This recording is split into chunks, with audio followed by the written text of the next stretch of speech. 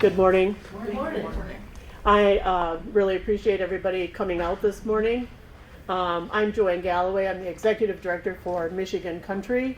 I reside in Lansing, but I've spent 30 years of my life in the Eastern Upper Peninsula on a farm west of Pickford, first as a child, being forced into child labor, and later as an adult with my husband owning and operating the farm and raising our family there. So we've gathered together this morning under a title called Community Chat Tuscarora.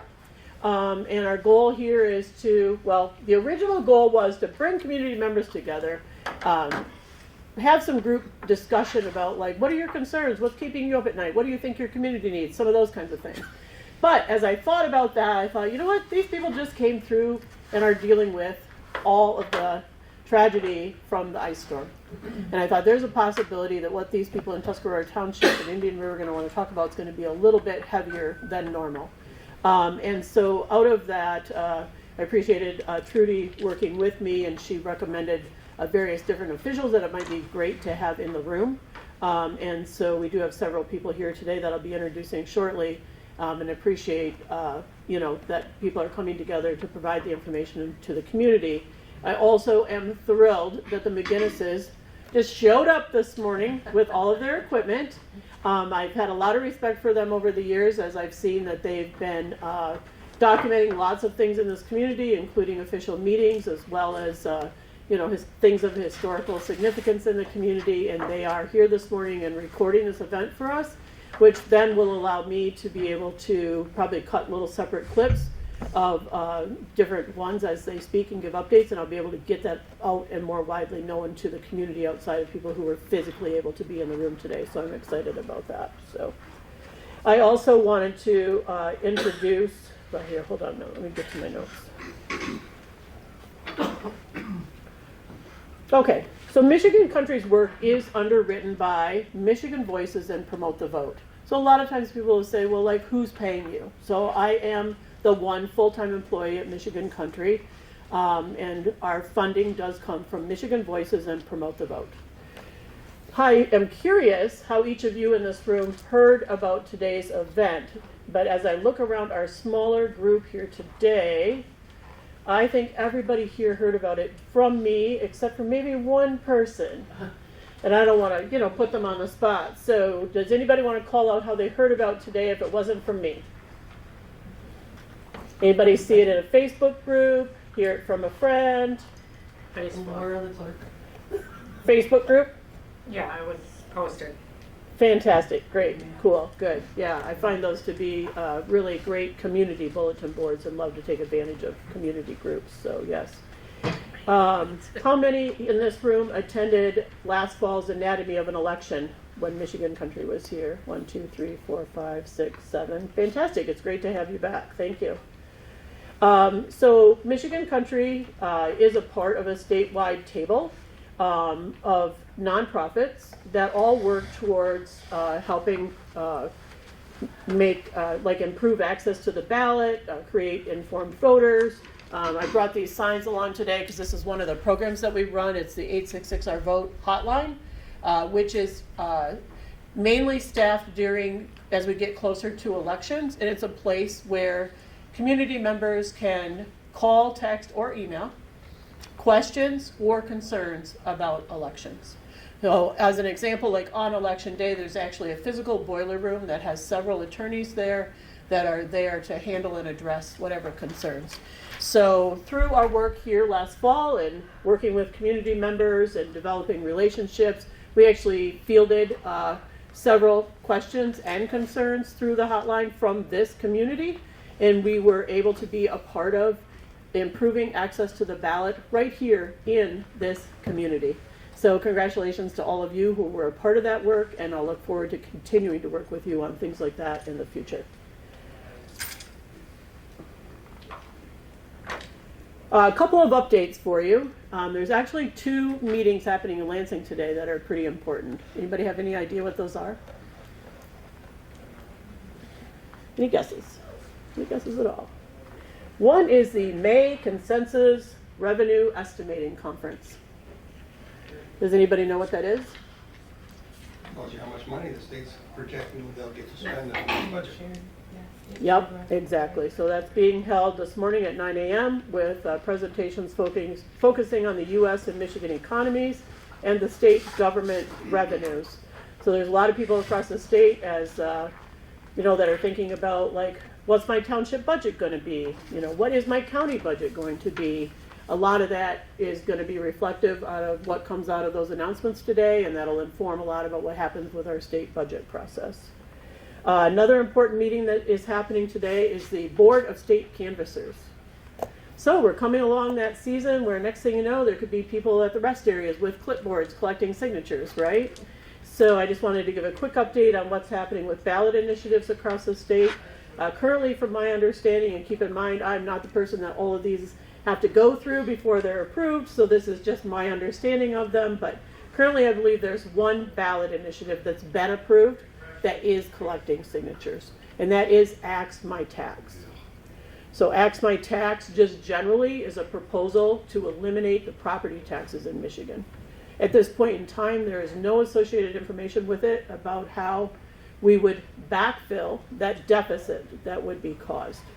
So I would imagine if you are a county or local official, you would probably have a lot of concerns around just exactly how that might play out and what would happen with that. So there are other ballot initiatives at that meeting today. I know there's at least one on the agenda for them to approve the summary of, and once that's done, that organization, whoever's funding and promoting that, would be able to start collecting signatures. And then I think there's several other coming down the pike in the coming weeks as well. So that is what I have for you, and with that, I will just go over who we invited today, and I'll start with who wasn't able to be with us. And just to be clear, there was no one that I invited that I felt like didn't want to be here, okay? So Senator John DeMoose had other plans out of state today. He was going to try to have his staff member Dakota Baker join us, but Dakota already also had a full schedule today. Representative Cam Cavett appeared to also be interested in being able to be with us, but again, right away, he knew he had something on his calendar and he couldn't be here, so that just did not work out. I reached out to Jeff Lawson, the Sheboygan County Administrator, who let me know this morning he would not be able to be with us. I also had conversations with Julie Black, who is with the Michigan Department of State and is in charge of the Northern Michigan Mobile Secretary of State unit. And she did have something on her calendar. She tried to change that. That didn't work out, so she wasn't able to be here with us. But if anybody is familiar with that mobile unit and a little bit about their schedule when you speak, you're welcome to maybe kind of touch on that for the rest of the audience.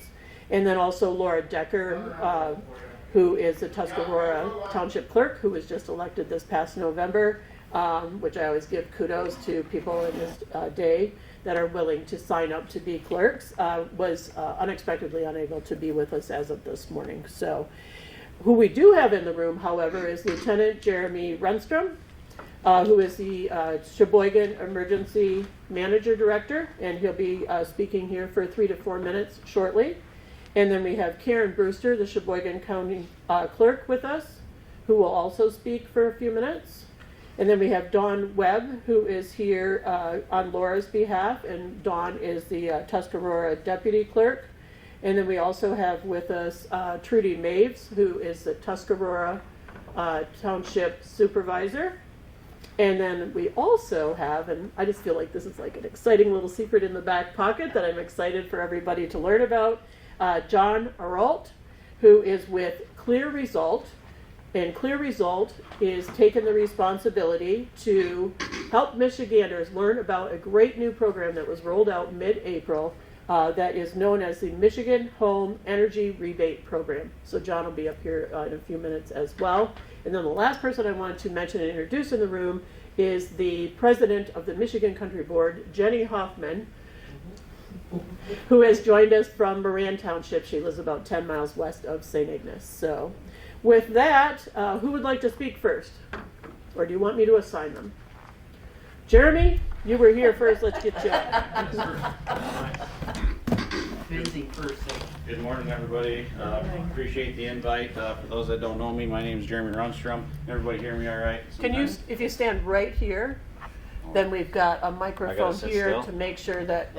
All right. Do you have a handheld for him? Sorry, for those that don't know me, my name is Jeremy Runster. I'm the Emergency Management Director here in Sheboygan County. I have been at the county since 2007, where I served as the road patrol deputy for several years. I've spent some time on the Straits Area Narcotics Enforcement Team, and now I'm currently here, and I've been here for 3 years,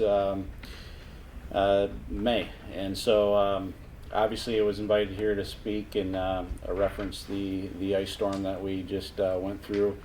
I guess are most of you guys from Indian River, northern Michigan, lived through the ice storm, so I don't need to go through the weather or how we kind of thought we were prepared for this. And so I won't touch too much base on the ice storm. Obviously, it was a 3-phase storm, so that was something that we had to look at really before our response and or ramped up, because we knew we were going to get hit, not once but twice more.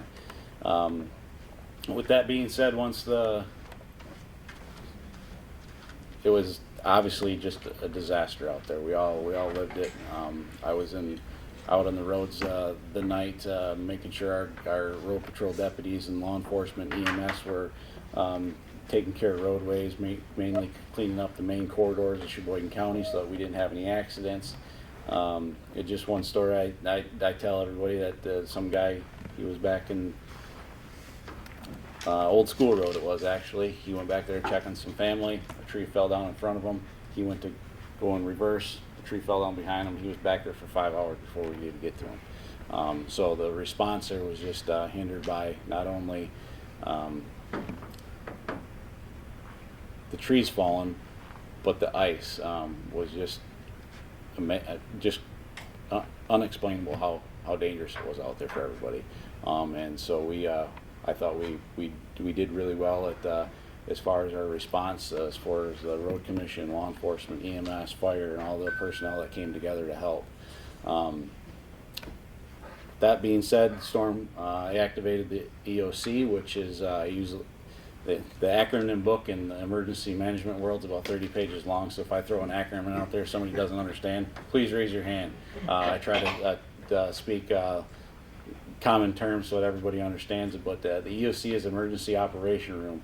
Every county in Michigan is required to have an emergency manager under Public Act 319 and have an emergency operation room. That basically, what that does is it pulls everybody together in one room. So our emergency operation room is the commissioner's room. That's what we use in the county building. We had anywhere from 20 to 30 people in there daily, working 12, 18-hour days, sometimes longer than that. We'd get home handling phone calls all night long, emails all night long. Something would happen in the middle of the night, we'd go in and take care of the situation. What we do is we get more resources, okay? That's our main focus. What do we need? And we try to prep for that for the next, not a few hours. We try to look ahead. What do we need tomorrow? What do we need the third day? What do we need the fourth day? Obviously, there was no fuel stations open. Nobody had power.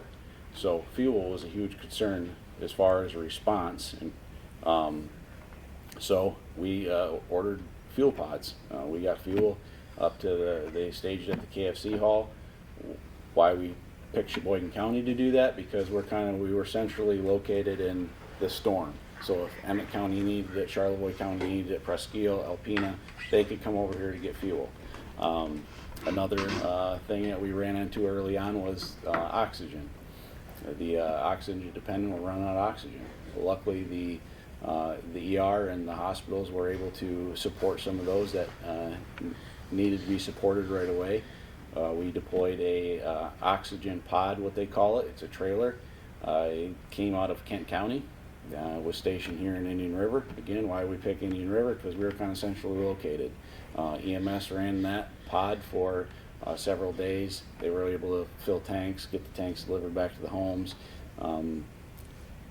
People were able to break tanks there, fill tanks, take them where they needed to. Again, that was a big need of the citizens. Obviously, one hurdle that we had was nobody had cell phone service, nobody had internet service, there was no radio stations working. We at the EOC, Emergency Operations Center, went without internet for a couple hours. We lost internet. We had Starlink emergency over from Traverse City. Starlink, if you're not familiar with that, it's an internet based. We were able to kind of get some Wi-Fi calling. I work with AT&T and Verizon both. I requested assistance from AT&T on a mobile trailer, which was to provide cell phone service and internet to the EOC. All of them in Michigan and Illinois and Ohio were already deployed because of some tornadoes down in the southern part of the state, and I believe it was Illinois. So mine came from, unfortunately, Wisconsin. What happened to it? It got stuck above the bridge, so we never got it. So it was just one hurdle after another. But you know, that's what we have to work through, and I felt that the community really came together and you know, checked out for their neighbors. And like I told a lot of people, we live in northern Michigan, we're pretty hardy up here, but this definitely put us to the test. We did. There was 1,000 National Guard members deployed to northern Michigan, and they were paired up with first responders, law enforcement, EMS, and the fire departments. They were going out and doing house checks. We then activated the 211. That was, if you're not familiar with that, that's kind of a phone system that is used during a disaster to kind of relieve some pressure off of central dispatch. I think day 2 or day 3 into this, there were over 6,000 phone calls into this. We monitor the 211. We take these are for non-emergency, so if people need food, water, they can call the 211. We can get them food and water to their house. So that was activated, and we had a full-time person monitoring that and taking the requests in for that. So I mean, 3-4 minutes I could stand up here and talk for Are you open to taking a couple? all afternoon about it, but if you have any questions, feel free to ask me. There's a lot more to hit on, obviously, but I have one question for yep, you, absolutely. Jeremy. Yep. About I always call it 211. Yep. Or 211. It seemed early on, and maybe for a couple weeks, that their system wasn't populated with the information that the community needed. Okay. Right? Like 211 relies on, you can clarify this if I have this wrong, but relies on like local entities, local services to give them the information of, we've opened up a shelter, or people can call us for having their yard cleaned up or whatever it might be. And it seemed like I tried to call and test it, but because I live in Lansing, it didn't send me to this area's 211, so I kind of Right. gave up the project. But it seemed like a struggle. I just want to make sure that as a community, we're not relying on 211 exists, we're all set, they'll help people, but not doing the underlying, not having the underlying understanding of what it takes to make 211 a really powerful tool. So I know all my shelters, food, water, everything was relayed to the state, because they had a storyboard out there of what shelters were open, what their hours were, what they could provide, if there was food water, where the food distribution centers were going to be set up at. And my understanding that the 211 was filtering off of them resources. When you say the state had a storyboard out there, Yep. what does that mean? So GIS, they created a storyboard of this whole GIS. Lansing GIS created a storyboard on that. It was a website that you could go click on an active map. You could zoom in on Sheboygan County.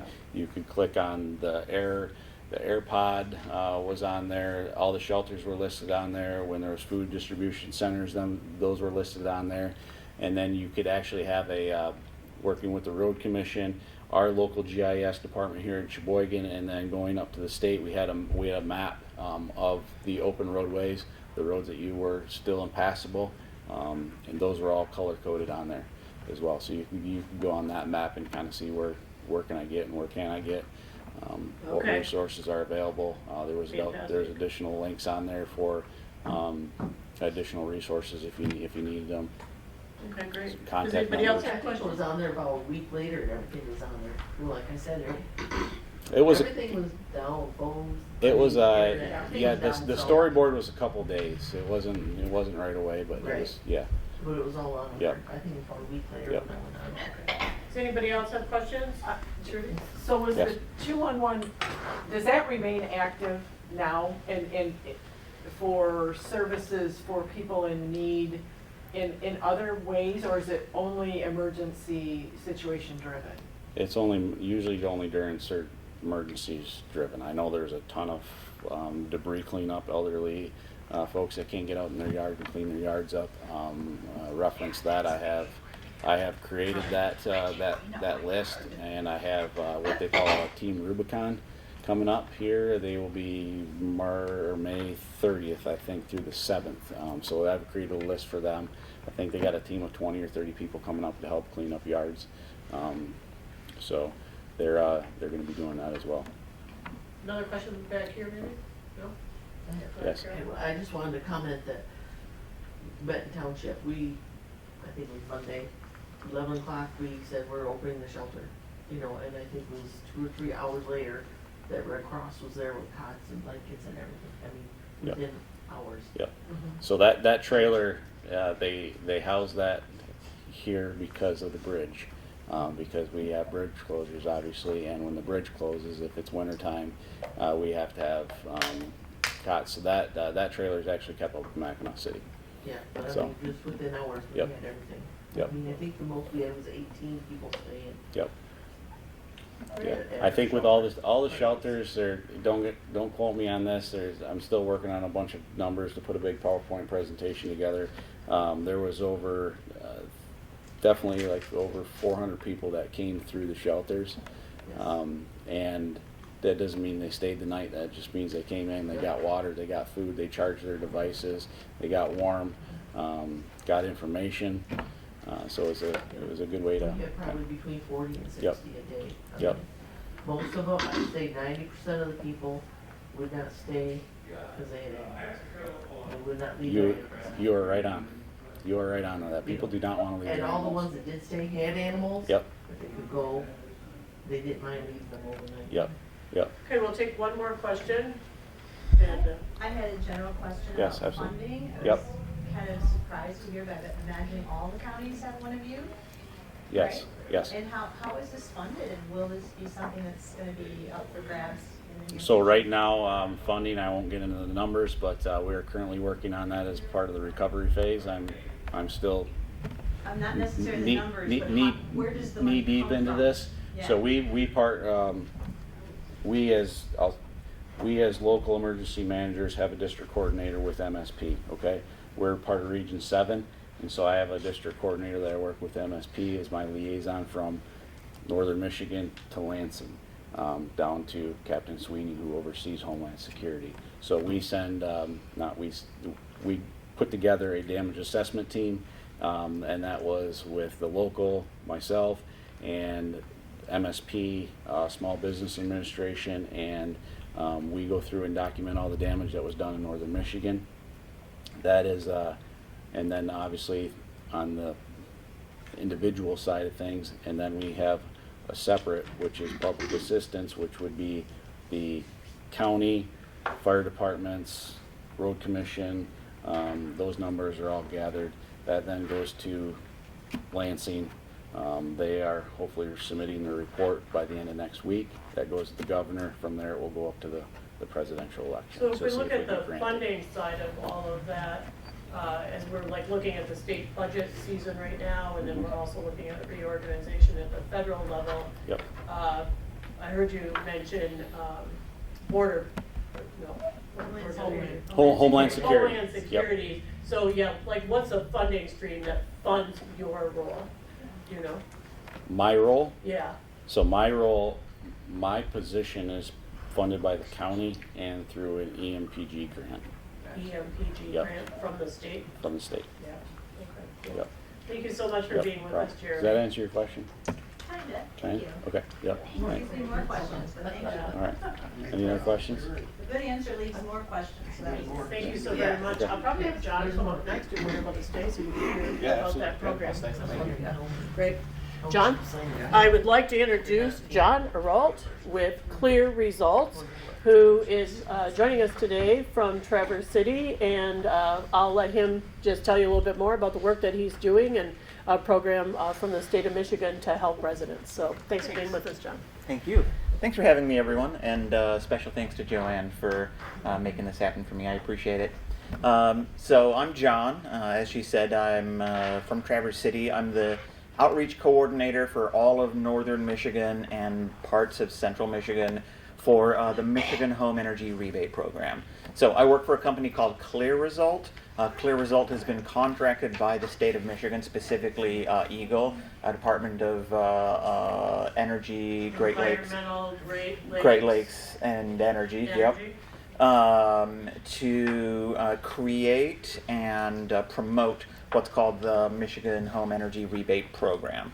What this program is designed to do is to help folks all around the state, but especially in areas that have been heavily impacted by emergencies such as the ice storm, get access to kind of an advanced weatherization program.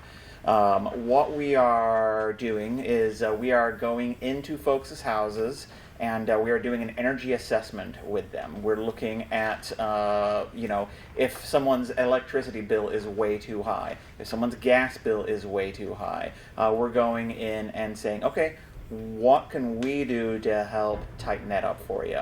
And this program provides funding for a number of things that folks can get either for free if they qualify financially, or for 50% rebates if they don't qualify financially. This includes things like heat pumps. This includes things like thousands of dollars for a water heater.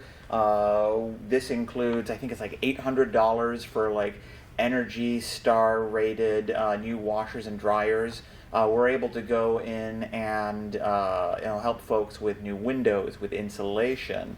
I have information here that's got a little bit more depth in terms of some of the specific numbers, but the basics of the program are this. Sign up for the program.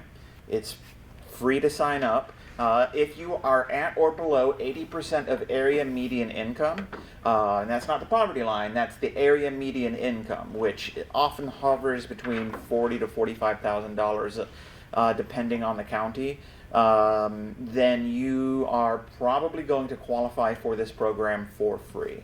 Once you are approved, we have a contractor. We have a number of contractors that we work with that have gone through our training process. A contractor will come in, meet you, and go through your home with you to look at what the needs in your home are, right? They're going to go through and they're going to check your windows. They're going to check your doors. They're going to check the appliances. There's like over $10,000 worth of rebates available for folks that qualify. Each specific item, each line item has a certain amount that you can qualify for. Let's see if we have it on here. Yeah, so it's up to $1,750 for heat pump water heaters, up to $4,000 off of an electric load service center, which is also known as a breaker, fuse box, up to $8,000 for heat pump heating and cooling. So this is something that has been provided with federal funding. Last year, the state of Michigan was awarded a large federal grant, so to be able to help Michiganders basically save money, be more energy efficient, and help the environment. And I think that it's a really significant program for a number of reasons. The big one is that folks that need upgrades for their home, that are paying ridiculous amounts of money in the summer because they have to run a box air conditioner, or folks whose gas bill just skyrockets in the winter and who are struggling financially, right? Because the gas bill gas prices aren't going to go down anytime soon. Electric bills aren't going to go down anytime soon. What this does is it gives folks an opportunity to say, hey, that's something that would be really helpful for me or for my family. Sign up, go through the approval process, and get that help. It will make people's homes more comfortable, more livable. In many cases, it will make them safer, right? Particularly if they get very cold or hot in the winter or summer. We're also looking for contractors who are interested in working with us. So if you guys have any questions, want to know any more of the specific numbers, or have anyone that you know that's a contractor that might be interested, please let me know. I'll be around through the rest of this event. Fantastic. Any specific questions for John at this time? The one in the back? With the sewer system coming in, does your program help anybody do hookups? Electric hookups, like what was that? Sewage. Sewage? We don't cover sewage. No, unfortunately not. We're focused mostly on anything that could relate to energy and energy Okay, efficiency. thank We're also not allowed to do roofs or solar. That's covered by a different Michigan program. You say that it's a grant that was already issued, so is that your 25-26 budget, knowing what's going on with all the hacking and tacking and? It was one of the benefits to being a private company is that it was awarded to the company last year, and it's what we budgeted out. It should be good for about 4 years. Our goal is to help around 15,000 people in the state. So yeah, we are. I am in a lucky position compared to a lot of people in these types of programs where our funding is locked in. Fantastic. Thank you, John. I think there's Yeah. a lot of potential for community members here to benefit, and I'll be excited to see what community leaders here do with the information. Potentially you will hear from them. Yeah, I would love that. Envisioning like a big community presentation at some event where already are a lot of the community members at. That would be great. Great. Thank you so very much. I've got swag. You can help yourself too. I've got information, and I've got business cards. And again, please let me know if you have any direct And John's questions. going to stay through the event, so he'll be here to take questions afterwards. I do have my timer going now, so I'll make sure I'm kind of keeping us on track. So next I would, sorry. Next I would, I don't have my notepad with me. I would like to invite Karen Brewster, the Sheboygan County Clerk, to come on up and share with us any updates that she has around elections that might be timely at this time, or anything around voter registration that would be important for the community to know. So welcome, Karen. Thank you. Thank you. Thank you for inviting me. Thank you, Joanne. Karen Brewster, Sheboygan County Clerk. This is my 9th year as the county clerk and my 28th year at the county. This year is supposed to be a non-election year. Started out that I didn't have an election. On-away schools, so my 2 townships were consolidated with Presque-Isle County this past May. They had a bond proposal and it did not pass. Vanderbilt schools had something going, so that's consists of Wilmot Township. They have 32 registered voters in Wilmot Township for Sheboygan County. So they consolidated with Deb Whitman in Galloway Township, and I don't think theirs passed what they had on, but I really didn't follow up on it. So in March I received paperwork from Wolverine Community Schools for an operating millage that'll be on this August. So I know people say August election in a non-election year. Yep. So that will involve 4 townships, 3 partials. So Ellis, Mentor, Nunde Township is full, all their registered voters, and who's the other one? There's one more. Totally slipped my mind. Anyways, they'll be consolidated at Nunde Township, and that'll be held August 5th. We had a city councilman that resigned. They appointed a new city councilman at their meeting on this past Tuesday, which is Adam Bedwin. They are a charter, so we will be having a city election to vote in a new city councilman in November. So much for a non-election year. Next year is the governor's race. We will most likely in Sheboygan County have a May election, definitely an August primary election because governor will be on there, and then of course in November. As far as any updates go, there are some new House bills out there. What I find is just tell me when they've changed. Don't tell me that they're going to change, because there's so many with regard to elections. It's really hard to keep track of. So there's not anything that's been implemented that we need to know about. Most of the things are threats of things that could be changed. Yeah, but maybe don't they know were yet. passed by the Senate, not passed by the House yet. And so I think there was one bill, I don't know what bill it was with regard to firearms, but I don't know if that, Firearms related to a polling bringing them location. into the polling place, if that was passed or not. It's a big important. We have one question over here. Are you okay with taking a couple Can you questions? clarify, did you say the election, the primaries in August of next year and elections in May? No. There's probably one in May. Right, it's Primary called a in November. special, May, No. next May. May's already gone. Yes, so So next May, there'll be an election, there could be an election. and then. August would be the primary, so and what- then November, so there should be Oh, so okay, then. three elections Okay, next so you year, have more 2026. primary. Got it. What do you anticipate could be on the May ballot? School, Schools, like school millage type things? correct, Okay. yep. We used to call it the May school election. We're not allowed to call it that anymore. It's called the May special election. Okay. But it's what we've found throughout the years, it's school proposals. And are there any school board positions that are up this year, or would any of them They, be next year? unless anybody that's, and don't quote me on that, anybody that's appointed, I want to say before October of this year, will have to file their paperwork to be on the ballot next year, Next year. to be voted in. I know that our Board of Commissioners just appointed 2 new Board of Commissioners, and they will have to file their paperwork next year to be on the ballot for August. Is that for the county, when you say commissioners? Board of Commissioners for the county, yes. County commissioners. Correct. Yep. So like I said, they just appointed them the last couple months, and they will have to run next year. Board of Commissioner terms are 4 years now and not 2.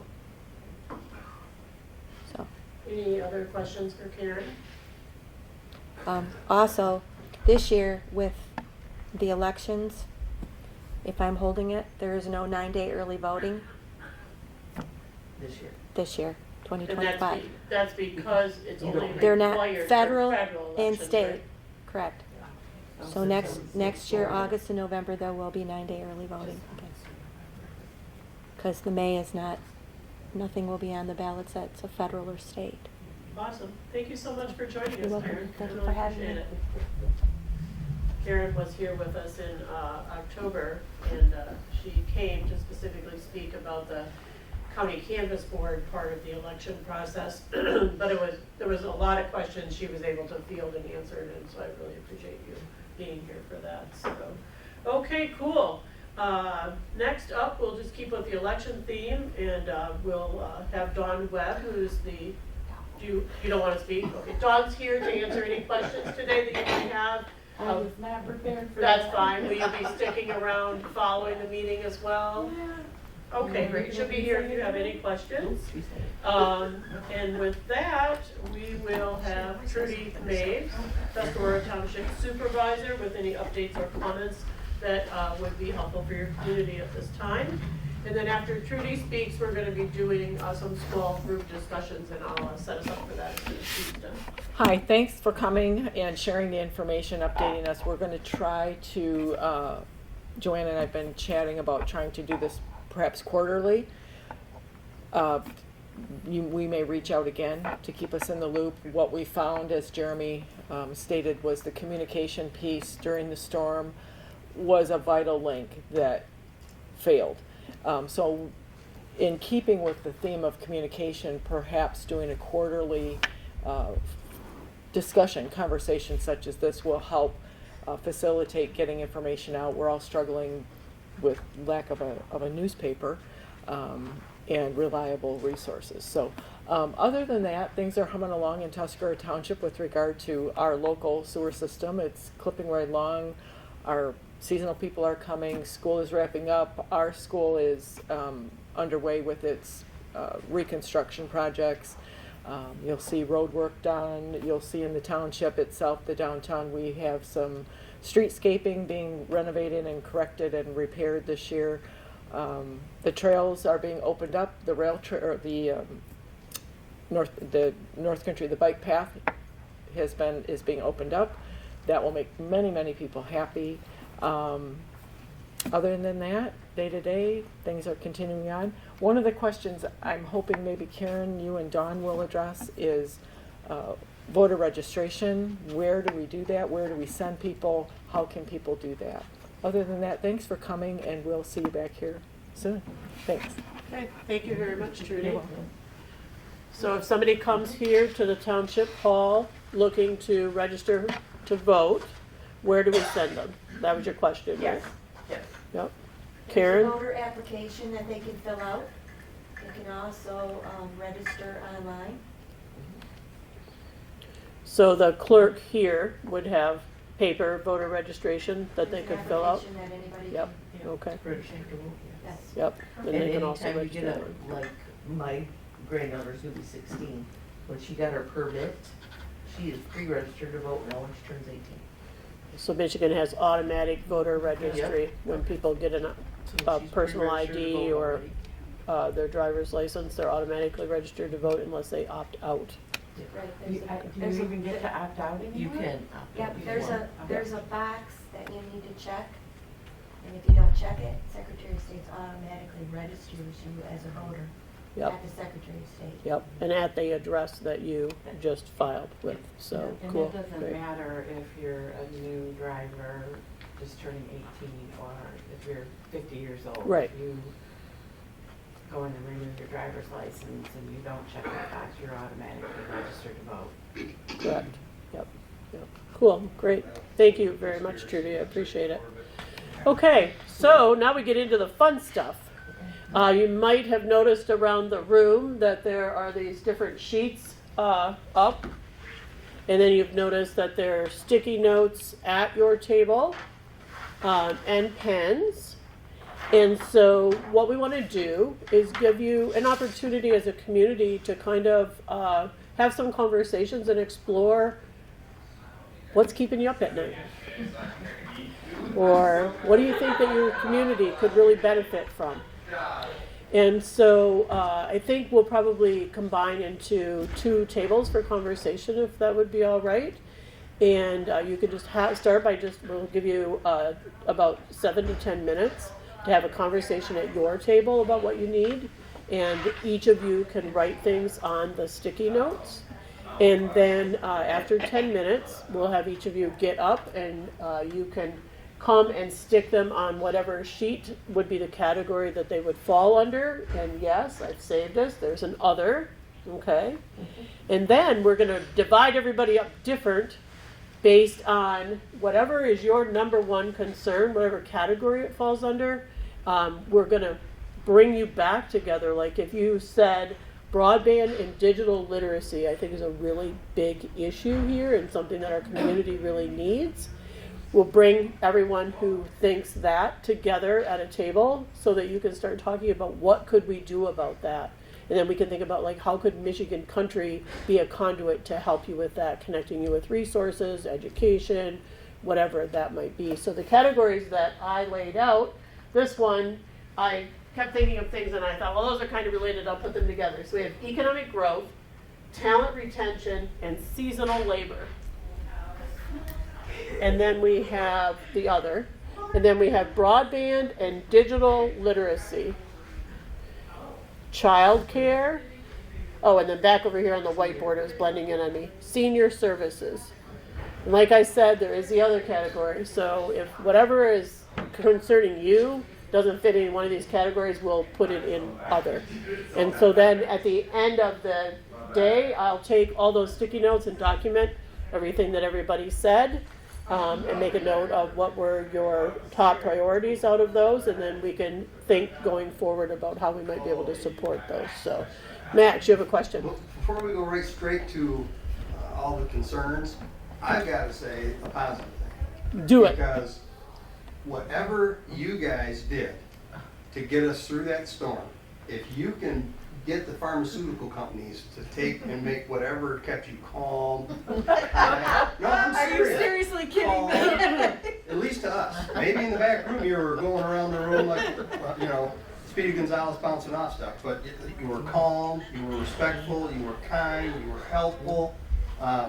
You took abuse that I would be in jail for.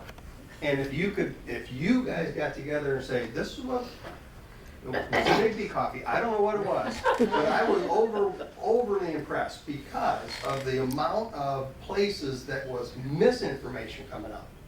And other people that would say, this has affected my cat, it must have affected everybody's cat in 7 counties, and this is the #1 issue, and then it was this, and you guys just were like, okay, yes, you're right, that cat is extremely, oh yes, the brand of food is very, very important, and worked on that, and it was just amazing, and the social media that was available, that you guys were like, I ain't touching it. If it didn't come from me, I'm not touching it, and I couldn't have done it. So before we get into how do we fix anything, whatever you guys did, kudos. Thank you, Max. There was a lot of coffee drinking. Get me the brand. Yeah, A lot of yeah. coffee drinking, you know, during these instances, I don't scroll Facebook, I don't read comments, I don't even look at it, because if it's not coming from the emergency management department, the PIO, the personal information officer, then it's probably not gonna be true.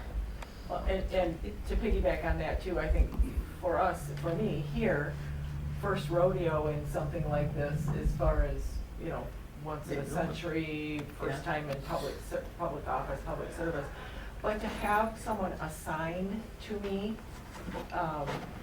which was Ron Fenlon, and I could call him and say, hey, you know, we talked every day to get not only our numbers, but a bit of therapy, if you will, to say, I'm running into this, or how I liked having, I knew I could reach you, but so could many, many other people. It was nice to have a point of contact every day, and I knew I could reach out by text or by phone throughout the day. And I had a huge support system here. Our community did, with the Women's Club, with the Glow across the street, just people off the street saying, I am coming to use the internet here, but I'm willing to drive people to get a shower or whatever. And the Red Cross was huge. It's such a valuable resource. So take that back. The communication up and down the chain worked well for us here. Well, that's part of the incident command system, so that's why we set that up, and Yeah. obviously, you know, it comes from the locals to liaison, like Deputy Fenlon, with the shelters, Deputy Cross he was covering the food and water. I mean, that's all you did, that was his responsibility. We joke, we So half it and was- just said this will be the only emergency where we all gained weight because there was so much food. But it was important. I was the opposite, I lost weight. It was important to people coming in, and the tears and the hugs, and for so many it was just, They didn't know what to do. There was somewhere where they could go. And a lot of our people that came every day just to, you know, charge electronics and that, just wanted to be with other people. yes, and we heard, it was almost, they felt like they were reliving Yeah. COVID Yeah. and needed to be with other people, whether it be for an hour. We had a short story that sticks in my head is a person who came and said, I just can't cope anymore. Yeah. And we're like, what do you need? And this person said, can I just take a nap? Absolutely. We set this person up in a quiet corner with a couple blankets on a cot, and they slept the afternoon. And it refilled their cup. And it was stressful for everyone, whether you had COVID or you didn't. And the only way we got through this was together.